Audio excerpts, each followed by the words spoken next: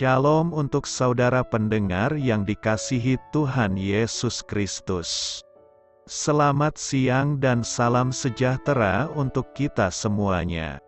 Selamat datang kembali di renungan siang dan doa siang pada hari ini.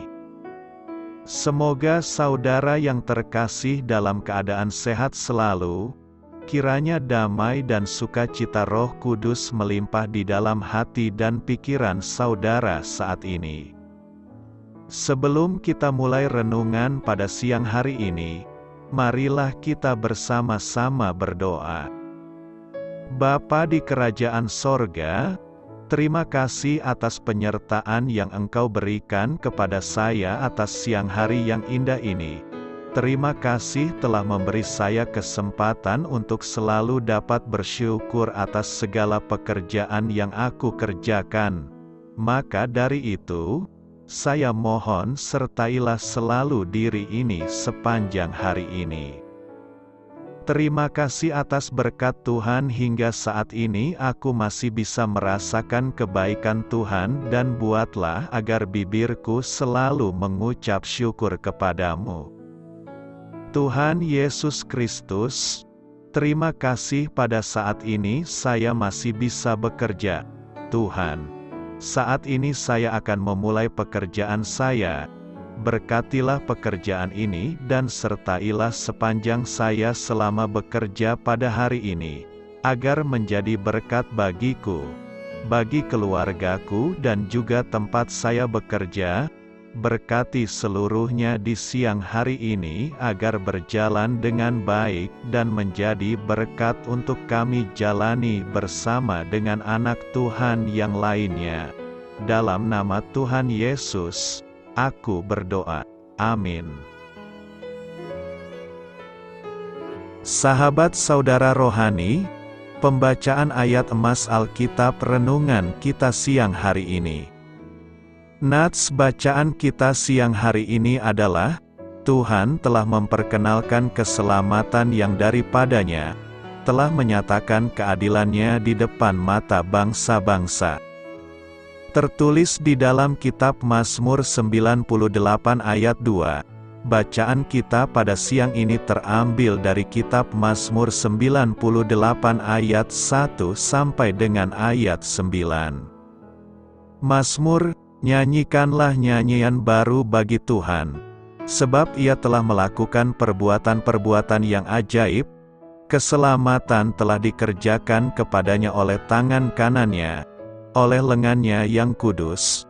Tuhan telah memperkenalkan keselamatan yang daripadanya, telah menyatakan keadilannya di depan mata bangsa-bangsa. Ia mengingat kasih setia dan kesetiaannya terhadap kaum Israel. Segala ujung bumi telah melihat keselamatan yang daripada Allah kita. Bersorak-soraklah bagi Tuhan, hai seluruh bumi, bergembiralah, bersorak-sorailah dan bermazmurlah. Bermazmurlah bagi Tuhan dengan kecapi dan lagu yang nyaring. Dengan nafiri dan sangkakala yang nyaring bersorak-soraklah di hadapan Raja, yakni Tuhan. Biarlah gemuruh laut serta isinya, dunia serta yang diam di dalamnya, biarlah sungai-sungai bertepuk tangan, dan gunung-gunung bersorak-sorai bersama-sama di hadapan Tuhan, sebab Ia datang untuk menghakimi bumi. Ia akan menghakimi dunia dengan keadilan, dan bangsa-bangsa dengan kebenaran. Ayat di atas terambil dari kitab Mazmur 98 ayat 1 sampai dengan ayat 9. Mari kita mulai renungan siang kita. Judul renungan kita hari ini adalah, Hai dunia, gembiralah. Kata bijak Alkitab hari ini adalah, pandanglah Yesus untuk menemukan sukacita Natal. Baiklah, mari kita mulai segmen kisah inspiratif. Cerita renungan siang kita hari ini adalah, dalam perjalanan pulang dari sebuah acara kebaktian gereja di Southampton, Inggris, Isaac Watts, 20 tahun, berkata kepada ayahnya bahwa lirik Mazmur yang dinyanyikan pada kebaktian itu kurang megah dan indah. Padahal seharusnya itu menjadi ciri kidung pujian penyembahan. Lalu si ayah mendorongnya untuk mencoba menciptakan pujian yang lebih baik. Maka di tahun 1694, Isaac Watts mulai menulis lagu dan memasukkan kitab Mazmur dalam liriknya untuk penyembahan. Watts memakai pernyataan nubuat dalam Mazmur tentang kedatangan Mesias dan mengungkapkannya dalam penggenapan Perjanjian Baru. Pujiannya menyatakan bahwa Yesus Kristus adalah Juru Selamat dan Tuhan. Ketika sampai pada Mazmur 98, ia menulis, "Hai dunia, gembiralah dan sambut Rajamu, di hatimu terimalah. Bersama bersyukur, bersama-sama bersyukur. Hai dunia, elukanlah Rajamu penebus. Hai bumi, laut, gunung, lembah. Bersoraklah terus,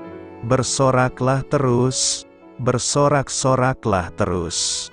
Lagu ini telah menjadi lagu Natal favorit, yang mengajak kita untuk mengenal Kristus sebagai Juru Selamat dan Raja, dan untuk membuka hati kita bagi pemerintahannya yang penuh kasih dan kemurahan. Pemazmur menuliskan, "Nyanyikanlah nyanyian baru bagi Tuhan." Isaac Watts melakukan perintah itu dengan memproklamirkan bahwa Kristus telah datang, dan kita bersukacita di dalam Dia. Kabarkanlah keselamatan dari Tuhan. Hari ini kita merayakan Natal kedua. Pada perayaan Natal hari kedua ini akan membahas tema, "Kabarkanlah keselamatan dari Tuhan." Kabar keselamatan itu jangan kita simpan di hati kita masing-masing. Jika kita sudah beroleh kabar baik, kabar keselamatan, maka kita pun harus segera membagikannya bagi orang lain. Kabar kelahiran Yesus di Bethlehem segera tersebar kemana-mana bahkan sampai ke istana Herodes. Kabar keselamatan itu harus kita sebar dan bagikan kepada semua orang dan bahkan makhluk agar mereka juga bisa memperoleh keselamatan itu. Saat ini kabar keselamatan yang hendak kita beritakan adalah kabar kedatangan Yesus kali kedua untuk menghakimi orang yang hidup dan yang mati. Semua orang Kristen memiliki pengharapan bahwa Yesus akan datang kembali untuk menghakimi dunia ini dan memberikan keselamatan bagi umatnya. Pengharapan ini lahir dari kenyataan sejarah bahwa Dia sudah datang pada masa lampau dan mengalahkan dosa dan maut. Masa di antara kedatangannya yang pertama dan kedua menjadi penting untuk melayani Dia dengan memberitakan Injil agar banyak jiwa dimenangkan kepadanya. Mazmur 98 adalah pujian yang lahir dari kepastian dan pengharapan. Ada kepastian bahwa Tuhan telah berkarya untuk keselamatan umat-Nya. Allah Israel adalah Allah yang berjaya memelihara umat-Nya dengan kasih setia dan keadilan. Oleh karena kasih setia-Nya, walau Israel sering tidak setia dan berontak, Dia tetap memelihara mereka bahkan menjadikan mereka saksi-saksinya. Namun, karena keadilannya, Ia juga harus menghukum mereka, berbagai hukuman, mulai dari gagal panen sampai kalah perang dan dijajah musuh telah mereka alami. Keadilan Allah menjamin bahwa kalau Israel bertobat, pengampunan akan diberikan. Ada pengharapan bagi bangsa-bangsa, bahwa keselamatan dan keadilannya juga untuk mereka. Setiap bangsa dan umat manusia di seluruh bumi dipanggil untuk memuji dan menyembah Allah. Hanya dengan hidup percaya dan mengandalkan Allah Israel, Semua bangsa di bumi akan menikmati kebaikan Allah seperti yang dialami Israel. Itu berarti bagi bangsa-bangsa keadilannya juga ditegakkan. Ia akan menghajar dan menghukum mereka dalam kasih, seperti kepada umatnya. Kita yang percaya Yesus memiliki kepastian keselamatan. Kita hidup dalam kebenaran dan keadilan. Hidup seperti itu adalah kesaksian bagi mereka yang belum menjadi umatnya. Melalui kesaksian kita, tentu oleh anugerah keselamatannya, mereka juga beroleh keselamatan. Kabar keselamatan apakah yang hendak kita sampaikan kepada dunia?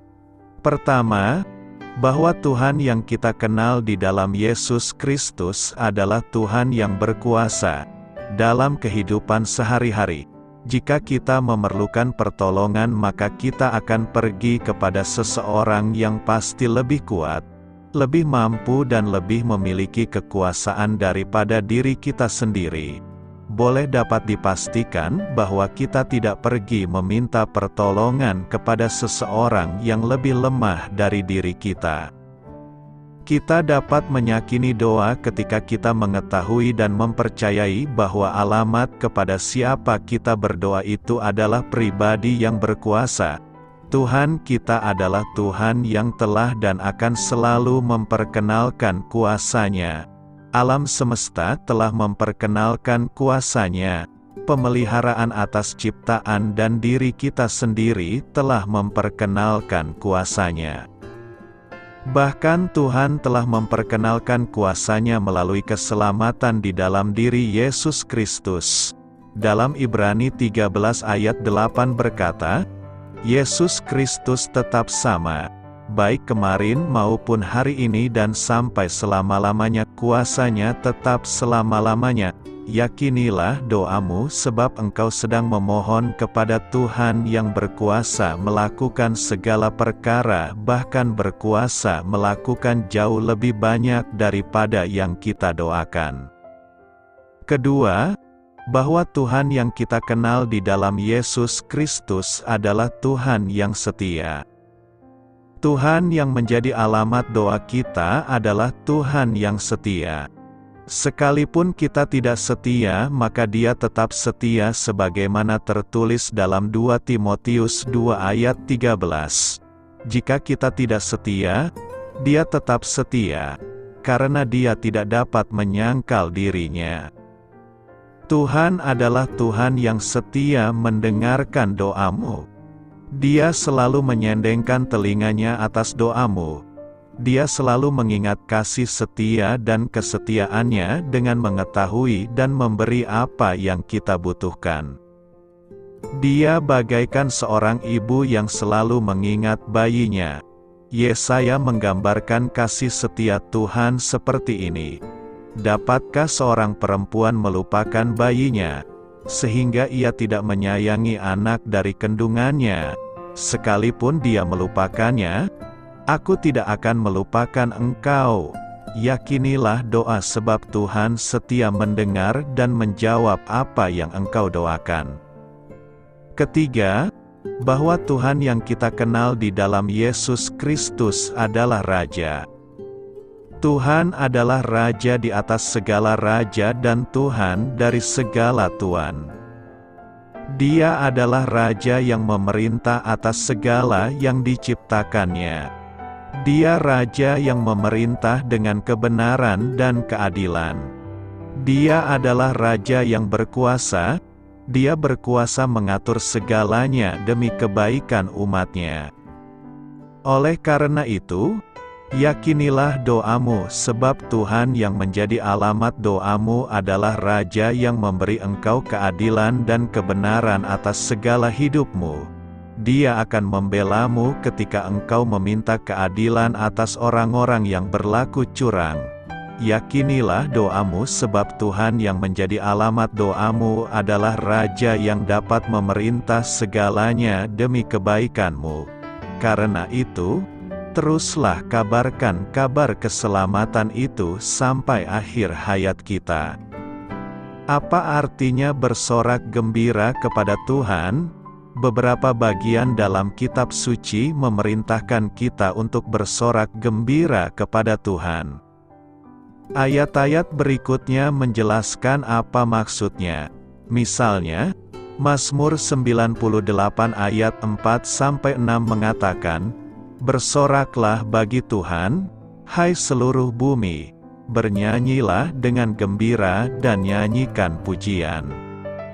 Nyanyikan puji-pujian kepada Tuhan dengan kecapi dan suara melodi, dengan terompet dan bunyi terompet, bergembiralah di hadapan Raja Tuhan. Mazmur ini selanjutnya menggambarkan gemuruh laut, sungai-sungai bertepuk tangan, dan bukit-bukit bergemuruh dalam nyanyian. Gambarannya adalah seluruh ciptaan bersatu dalam ibadah yang riuh kepada Allah. Kebisingan yang menggembirakan bukan sekedar kebisingan yang bertujuan untuk kepentingan diri sendiri. Dunia kita dipenuhi dengan kebisingan, sebagian besar berbahaya atau mengganggu. Suara gembira adalah pernyataan berani tentang nama dan sifat mulia Allah, disertai sorak-sorai, tepuk tangan, dan ekspresi pujian lainnya. Suara gembira seringkali disertai musik, seperti nyanyian, permainan alat musik, dan tarian. Meskipun ada waktu untuk menghormati dengan tenang di hadirat Tuhan, Allah juga senang dengan penampilan luar kita yang menunjukkan sikap acuh tak acuh yang penuh sukacita ketika kita menyembah Dia dengan segala yang kita miliki. Kitab suci penuh dengan contoh hamba-hamba Allah yang memujinya dengan berbagai cara. Banyak di antara mereka yang berisik dan aktif. Daud menari, Miriam memainkan rebana, menyanyi dan menari, anak-anak Israel bersorak dan bernyanyi. Salomo mengangkat tangan di hadapan seluruh rakyatnya. Paulus dan Silas bernyanyi dengan keras di penjara. Dan Yesus disambut di Yerusalem dengan sorak-sorai sukacita yang nyaring. Seringkali apa yang kita istilahkan dengan penghormatan hanyalah takut terhadap manusia. Sikap mementingkan diri sendiri biasanya merupakan motivasi yang menghalangi kita untuk bernyanyi keras-keras, menari kegirangan, atau mengangkat tangan dalam ibadah pada saat yang tepat untuk melakukannya. Kami khawatir kami akan dianggap tidak bermartabat atau fanatik. Pada saat-saat seperti itu, kita menolak kesempatan untuk berseru gembira kepada Tuhan. Daripada berfokus pada memuji Tuhan, fokus kita adalah apa pendapat orang. Yang lain memaafkan kurangnya kegembiraan mereka dengan menyatakan bahwa itu bukan gaya kepribadian mereka. Namun, sebagian besar orang yang menolak untuk bersorak gembira kepada Tuhan tidak memikirkan apapun tentang berteriak, bertepuk tangan, dan bersorak di acara olahraga atau konser musik favorit mereka. Karena alasan-alasan yang tidak ditemukan dalam kitab suci, banyak gereja mengadopsi suasana suram seperti pemakaman yang meredam ekspresi sukacita apapun. Walaupun ibadah bersama harus selalu dilakukan dengan sopan dan teratur, ibadah-ibadah tersebut tidak boleh menghambat ekspresi sukacita dari pujian yang dibawa ke hadapan Tuhan oleh umat-Nya. Ketika rasa takut terhadap manusia mendorong atau menghalangi ekspresi lahiriah apapun, kita tidak melakukan semuanya demi kemuliaan Allah.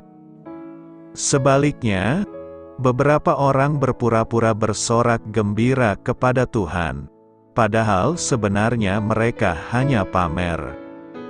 Beberapa denominasi mendorong terjadinya kekacauan dengan kedok membuat keributan. Emosionalisme histeris, suara-suara aneh, dan jeritan tidak ditemukan dalam ibadah yang alkitabiah.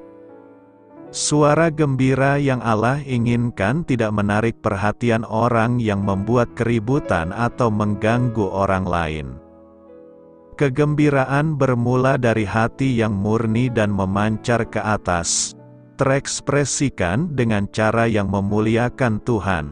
Saat kegembiraan meluap, tindakan kita mencerminkan kegembiraan itu. Sama seperti Tuhan memerintahkan kita untuk mengucap syukur kepadanya karena kita perlu bersyukur. Dia juga memerintahkan kita untuk bersorak gembira, karena kita perlu mengungkapkan kegembiraan kepadanya. Tuntutan Tuhan tidak pernah dibuat berdasarkan kebutuhannya, namun demi kebaikan kita. Ketika buah roh mendominasi hidup kita tidak bisa tidak mengungkapkannya, dan salah satu buahnya adalah sukacita. Tuhan ingin kita menemukan sukacita dan kegembiraan di dalam Dia sehingga kita tidak dapat menahannya. Efesus 5 ayat 18-19 memerintahkan kita untuk penuh dengan roh, saling berbicara dalam mazmur dan himne dan nyanyian rohani, menyanyi dan melantunkan melodi bagi Tuhan dengan hatimu. Ketika kita dipenuhi dengan Roh Kudus, kita ingin bernyanyi baginya dan membangun orang lain. Bakat musik tidak ada hubungannya dengan itu. Suara gembira menggabungkan banyak ekspresi pujian yang kreatif, menari, menyanyi, bertepuk tangan, berteriak, mengangkat tangan, dan memainkan alat musik. Ketika fokus hati kita adalah Tuhan dan keagungannya, maka suara kita menjadi suara yang merdu di telinganya. Segala yang bernafas memuji Tuhan. Minggu ini kita akan memasuki Minggu Kantate, artinya nyanyikanlah nyanyian baru bagi Tuhan. Dalam minggu ini, kita akan membahas tema segala yang bernafas memuji Tuhan. Ajakan pemazmur agar segala yang bernafas memuji Tuhan diungkapkannya dalam Mazmur 150 ini. Mazmur 150 ini sebagai mazmur yang terakhir dari kitab Mazmur sekaligus penutup Mazmur Haleluya. Mazmur ini dibuka dan ditutup dengan seruan, Haleluya. Seruan untuk memuji Tuhan bukan karena Tuhan ingin dipuji-puji seperti kita manusia yang senang kalau mendapat pujian, disanjung atau yang senang kalau diangkat-angkat orang lain. Tetapi memuji Tuhan adalah ungkapan iman, refleksi iman kita yang terdalam atas berkat, kebaikan, kemuliaan dan kasih Tuhan yang besar dalam kehidupan kita, bahwa pada akhirnya, semua perenungan kita tentang pengalaman hidup kita dan juga perbuatan besar Tuhan, kita akan menyerukan, Haleluya, pujilah Tuhan. Ada beberapa hal yang hendak kita pelajari dari Mazmur 150 ini, yakni: pertama, di mana kita memuji Tuhan, tentu kita bisa memuji Tuhan di dalam tempat kudusnya dan di dalam cakrawalanya yang kuat. Tempat yang kudus dan cakrawala yang kuat bisa merujuk pada tempat kemuliaan Allah di sorga. Tetapi yang disebut dengan memuji Tuhan tempat yang kudus tentu tidak hanya merujuk hanya pada suatu tempat bahwa pujian kepada Tuhan hanya terjadi di sorga. Sebab pujian kepada Tuhan tidak terbatas oleh tempat. Di Mazmur 148 dikatakan bahwa tempat memuji Tuhan adalah di sorga dan di bumi. Di sorga malaikat dan bala tentara Tuhan memuji nama Tuhan. Tetapi di bumi semua ciptaannya memuji nama Tuhan. Maka pujian kita kepada Tuhan tidaklah dibatasi oleh tempat. Di gereja kita memuji Tuhan bersama dengan orang-orang yang dikuduskan oleh Tuhan. Di rumah kita memuji Tuhan bersama dengan keluarga yang telah dikuduskan oleh Tuhan. Kita memuji Tuhan di tempat pekerjaan yang dikuduskan oleh Tuhan. Di dalam diri kita juga tempat memuji Tuhan bersama dengan tubuh roh dan jiwa kita yang juga telah dikuduskan oleh Tuhan. Kedua, mengapa kita memuji Tuhan? Kita memuji Tuhan karena keperkasaan dan kebesaran Tuhan yang hebat. Apa itu? Di Mazmur 103 sangat jelas diterangkan kepada kita. Dia yang mengampuni segala kesalahanmu. Dia yang menyembuhkan segala penyakitmu. Dia yang menebus hidupmu dari lubang kubur. Dia yang memahkotai engkau dengan kasih setia dan rahmat. Dia yang memuaskan hasratmu dengan kebaikan. Maka tidak ada alasan untuk tidak memuji Tuhan. Dia adalah Tuhan yang besar dan perkasa yang memberkati hidup kita ini dengan berkat rohani dan jasmani. Ketiga, bagaimana kita memuji Tuhan? Kita memuji Tuhan dengan alat musik sangkakala, gambus, rebana, kecapi, seruling, dan tarian. Bukan artinya bahwa cara kita memuji Tuhan itu hanya dengan musik. Tidak semua orang dapat memainkan musik, tidak semua orang dapat bernyanyi dengan suara yang indah. Namun yang hendak disampaikan kepada kita bahwa kita tidak diam, pasif, tidak berbuat apa-apa, tetapi ada respon kita atas perbuatan Tuhan yang besar dalam hidup kita. Perbuatan Tuhan yang besar, jika kita padukan dengan sikap kita menerima firman Tuhan, maka akan terciptalah irama yang indah.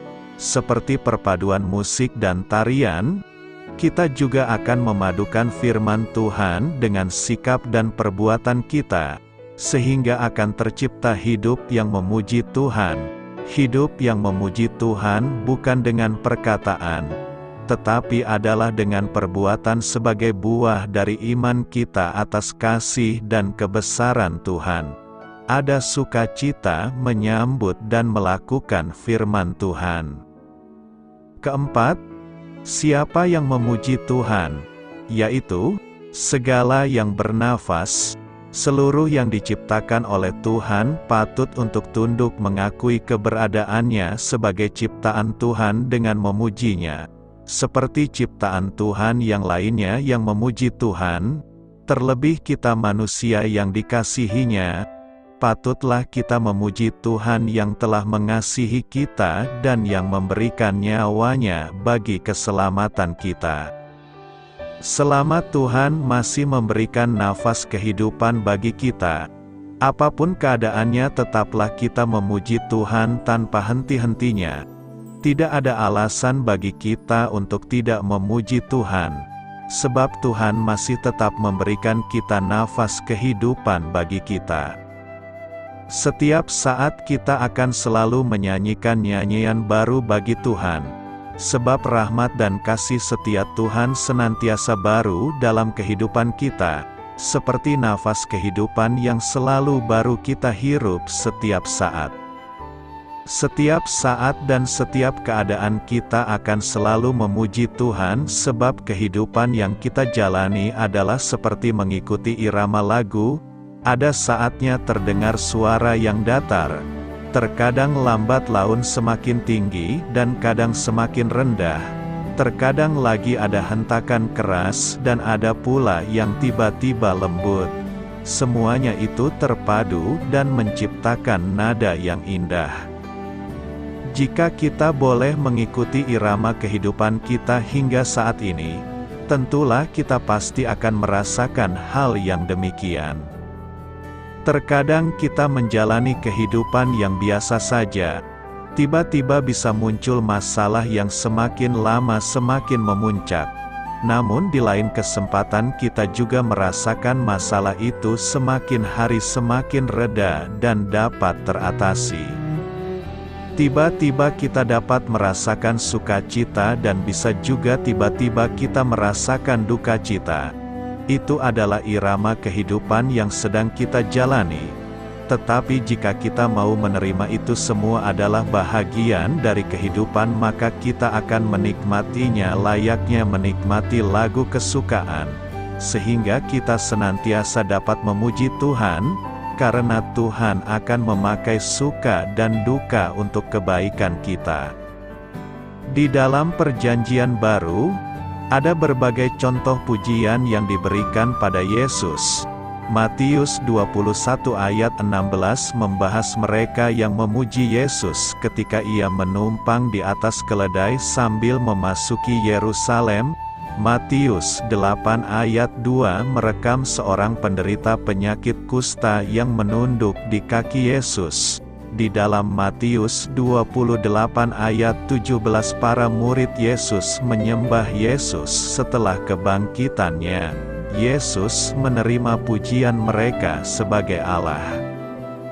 Gereja mula-mula sering mengadakan puji-pujian. Sebagai contoh, gereja pertama di Yerusalem mengadakan fokus pada ibadah bersama. Banyak surat-surat Paulus yang memuat pujian Tuhan yang cukup panjang. Di akhirat, semua umat Allah akan bergabung memuji Allah selamanya. Dengan kutukan dosa tercabut, mereka yang berada dengan Tuhan akan memuji Dia dalam kesempurnaan. Mungkin sekali memuji Allah di dunia ini hanya sebuah persiapan untuk pesta pujian yang agung dan kekal ketika kita sudah pulang ke pangkuan Bapa di surga.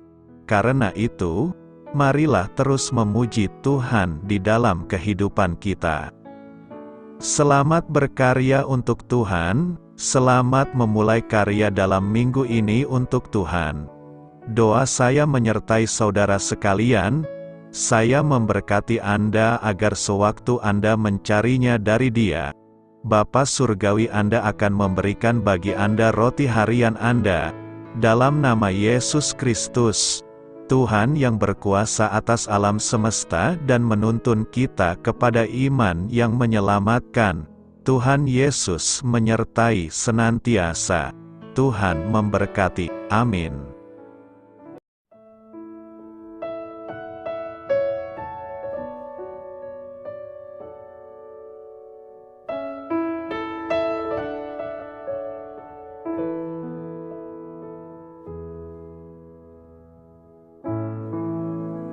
Demikianlah renungan firman Tuhan pada siang hari ini.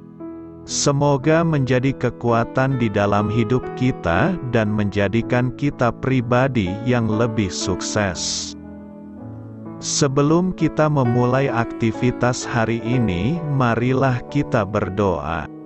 Bapa kami yang ada di sorga, terima kasih atas kasih dan kebaikan Tuhan yang begitu besar buat kami. Tuntunlah perbuatanku agar di sepanjang hari ini saya bisa bekerja sebaik-baiknya, tidak pernah jemu menolong sesama, selalu ramah dan tahu terima kasih, menghayati iman dan mengamalkannya dengan sekuat tenagaku. Semua ini saya sampaikan kepadamu, dengan pengantaraan Kristus, Tuhan kami.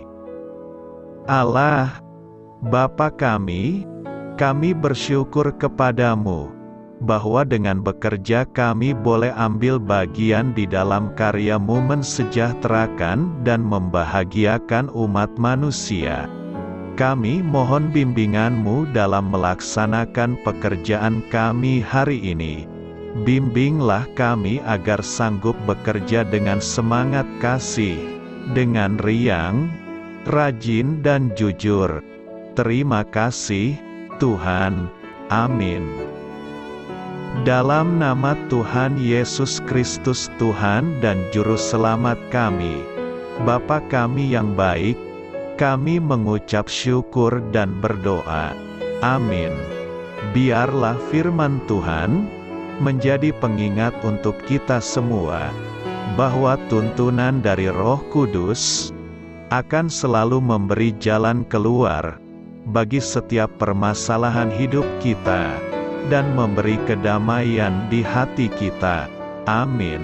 Sampai jumpa di renungan siang saudara rohani berikutnya. Shalom.